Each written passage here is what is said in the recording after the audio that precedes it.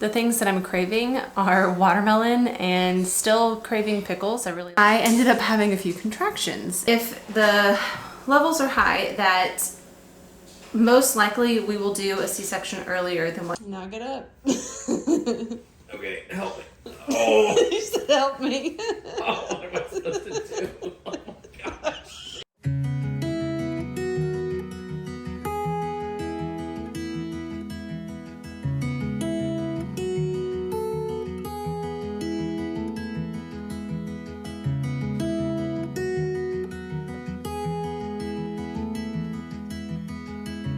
Hey guys, welcome back to Mama Do Bae. I'm Shelby and I make videos all about motherhood. And in today's video, I wanted to tell you all about my 34 weeks pregnant appointment and basically give you an update on how I'm doing and what my symptoms are and all of that. Before we get into today's video, I wanted to go ahead and ask you to subscribe to my channel if you enjoy the content that I put out and like today's video, and let's go ahead and get into it. Are you actually pregnant? I can be sad with you. Just take my hand and fly out through the dreams where the skies are so clear. Just took a pregnancy test. I feel like I can already see the I line. wanna stay with you. So I wanted to start off by telling you that this video is kind of more like 33 to 34 weeks. I started taking these notes when I was 33 weeks pregnant. So for Memorial Day, we went up to the North Georgia mountains, which is where I'm from, to go out on the lake with my brother who has a boat. And doing that at 33 weeks pregnant seems like it's not a big deal, but for us, it's like a 2-hour drive there and then 2 hours back. And you wouldn't think that riding in a car would take anything out of you, but it does. Anyway, I probably was a little bit irresponsible with the amount of water that I drank and had a great time. But the day after, when we were home, I ended up having a few contractions, and I don't think they were Braxton Hicks. I'm not a doctor. I don't really know. And I never went through labor with Lucas because I didn't have any signs of labor, and we ended up doing a C-section for a bunch of different reasons. So I think I was just dehydrated, but I had 3 contractions that next morning, and then later in the week I had another contraction. Let me get my son cleaned up and then I'll finish telling you everything.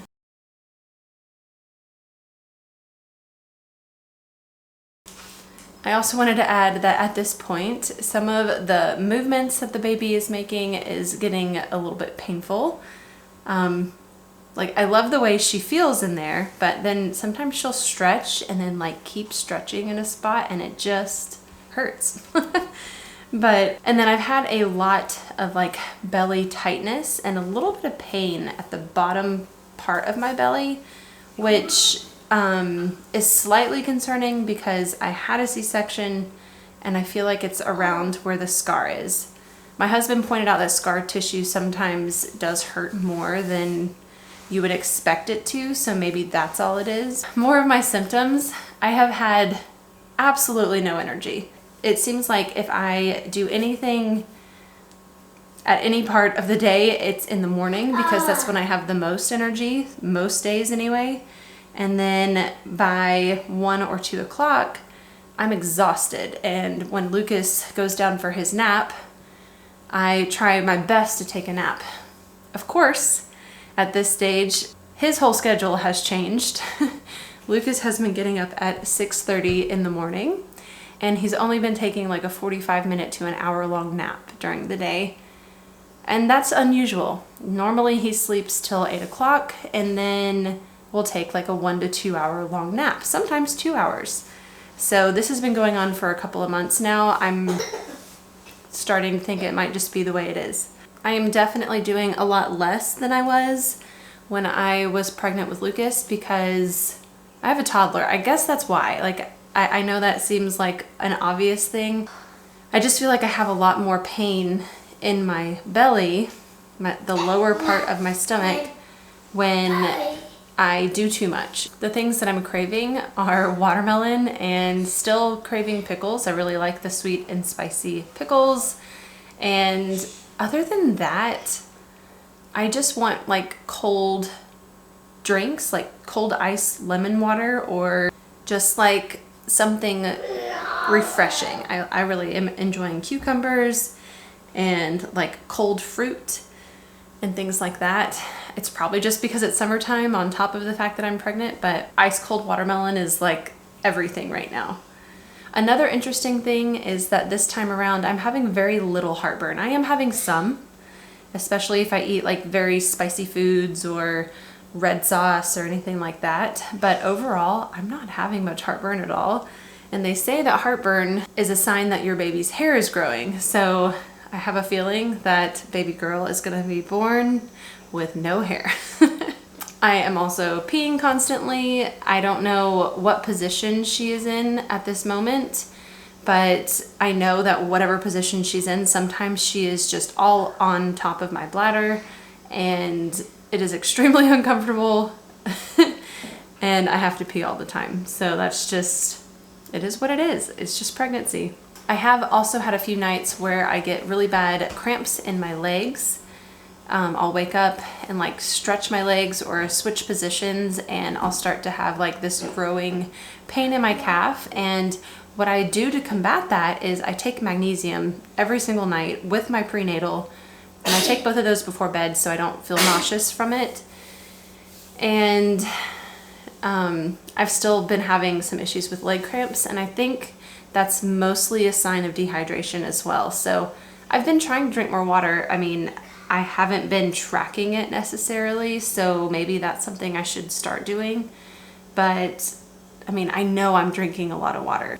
And one more thing, when I'm sleeping at night, sometimes the baby gets positioned, like if I sleep on the left side of the bed, so sometimes I'll be facing the right side of the bed, and of course I'm sleeping on my side, and I have a pillow on the right side and a pillow on my back, and I'll wake up because I have to pee like 4 times a night and go to switch positions and move to my left side so I can get out of the bed. And sometimes like she is so on one side that it hurts really bad to actually move to my left side. I don't know if like it's a position she's in or something, but I've had to just like back out of bed instead of rolling over and getting up semi-normal for a pregnant woman. So I do believe that is all of the pregnancy symptoms I wanted to tell you about today. If I've left anything out and you want to know more about like certain things that maybe I'm not thinking about telling you, please leave a comment below, and in my next update video I will share that with you.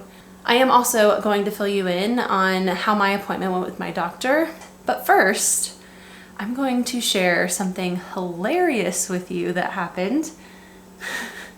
I convinced my husband to let me saran wrap a watermelon to him and make him do a few things around the house that I have to do on a regular basis so that he could see what it's like to be 9 months pregnant. And it was hilarious. So I did upload this to TikTok. I do have a TikTok, and I obviously have Instagram. If you're interested in following either of those, look in the description box for the links. But let me show you, I'm wearing a black dress today, and I'll just show you what my bump looks like today. And then we'll go right into that little TikTok that I created with my husband, so he could see what it's like to be 9 months pregnant. First, here I am at 34 weeks pregnant. The belly, I think, is pretty huge.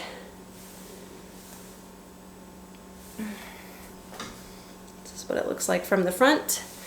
And maybe it's because I'm carrying a girl, you hear this all the time, but I feel like I have gained weight all over my body as opposed to when I was pregnant with Lucas. I really was all belly. I'll insert a picture right over here so that you can see what I'm talking about. At that time I felt huge, but in hindsight I really was all belly when I was pregnant with Lucas. Okay, now on to the TikTok footage that I took of Robert.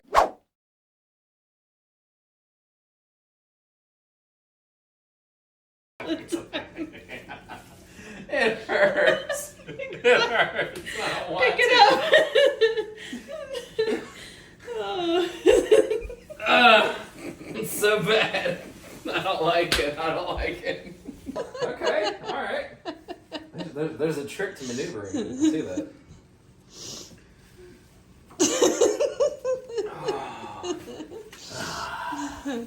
Alright. Nice little shelf. Stand back up. Oh, this sucks. Oh, I can't remember everything. I wanted you to do. Couch. Your belly's hanging out. Oh, thanks. Appreciate that. Yeah. How am I supposed to do this? Sit first. Oh. Oh. And then you lay down.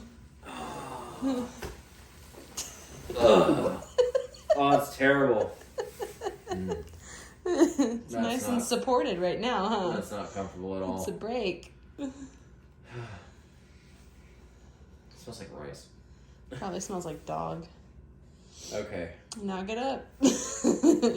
Okay, help me. Oh! You said help me. Oh, what am I supposed to do? Oh my gosh. Shit.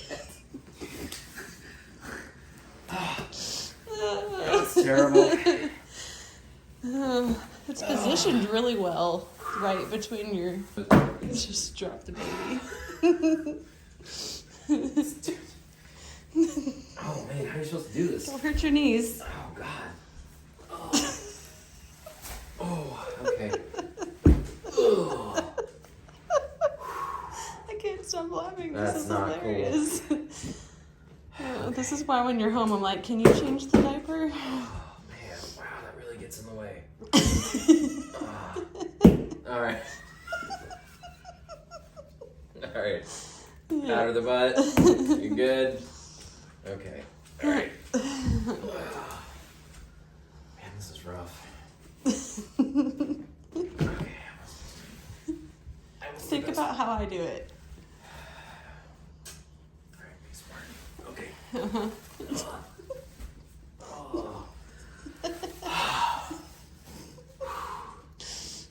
All right, look at you.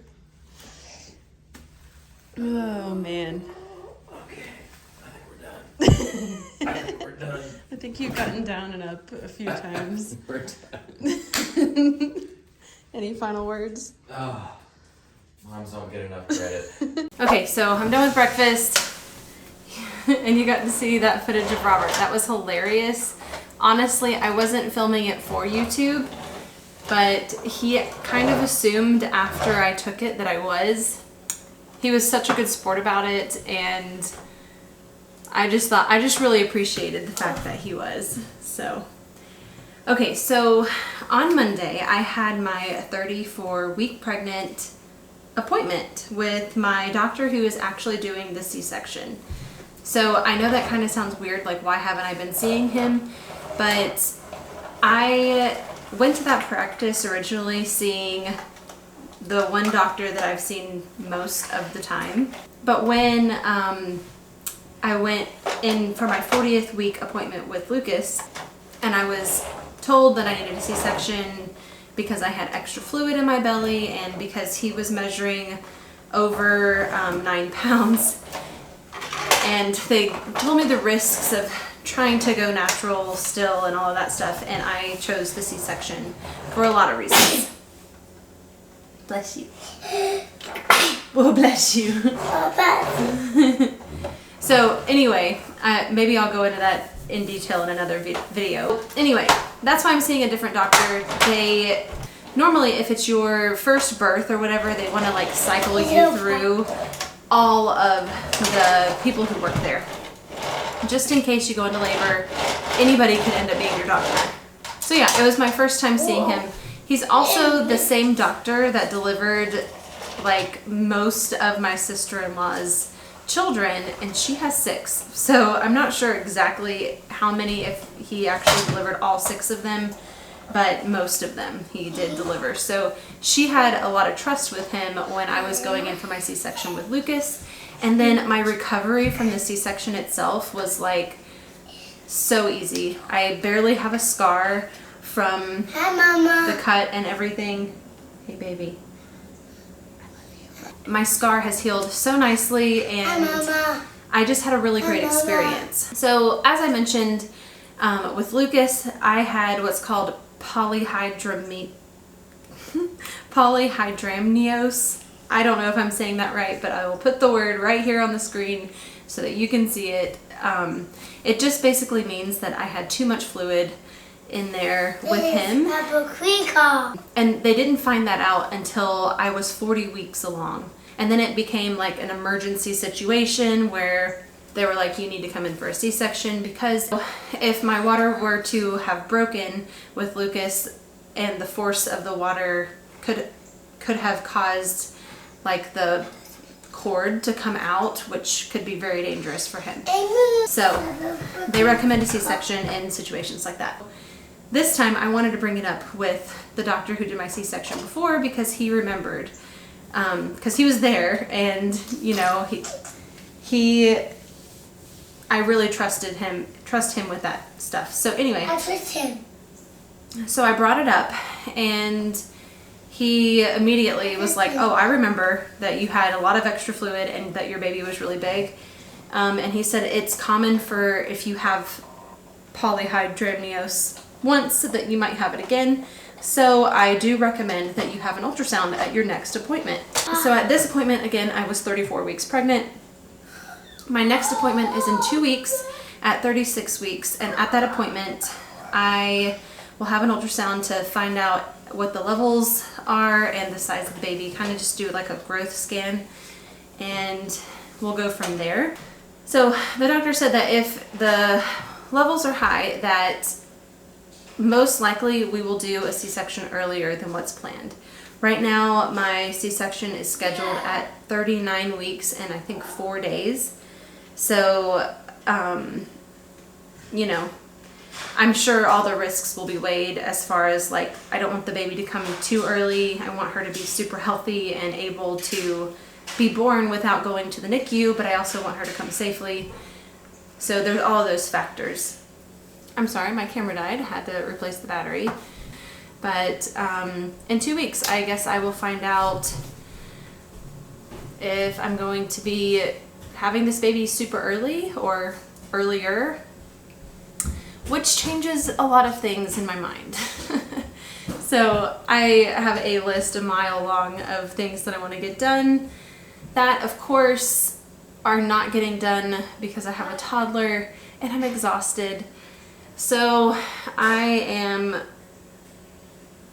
reprioritizing this list. So instead of like worrying about painting bathrooms and possibly painting Lucas's room and just little things that I wanted to hypothetically get done because I just wanted to, those things are going on the back burner, and I'm moving things like making sure our bags are packed, making sure that all of the supplies like bottles and pumping stuff that I want to use are clean and ready to be used.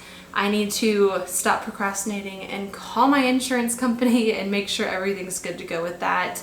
I need to order a breast pump if I'm going to. So yeah, I just have some things that I think are more important than scrubbing my baseboards and things like that.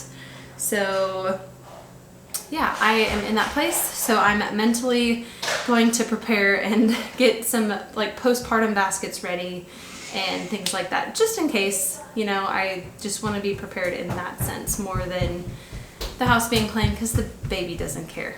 So I think that's a pretty in-depth update for my 34 weeks symptoms and appointments. And if you have any other questions, please leave them below. Hi. You say hi? Hi. I'm Lucas. You're Lucas, that's right. What's on your shirt? I'm Speed. I am Speed.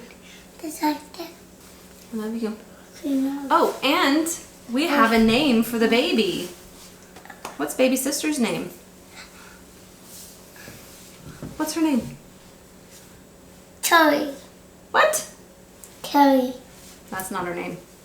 But yes, we do have a name picked out, and I will not be sharing that with you until she's born. But I will give you a hint. It is on the list of names that I already talked about in one of my previous videos. So if you missed that video and you're curious, go back and watch it.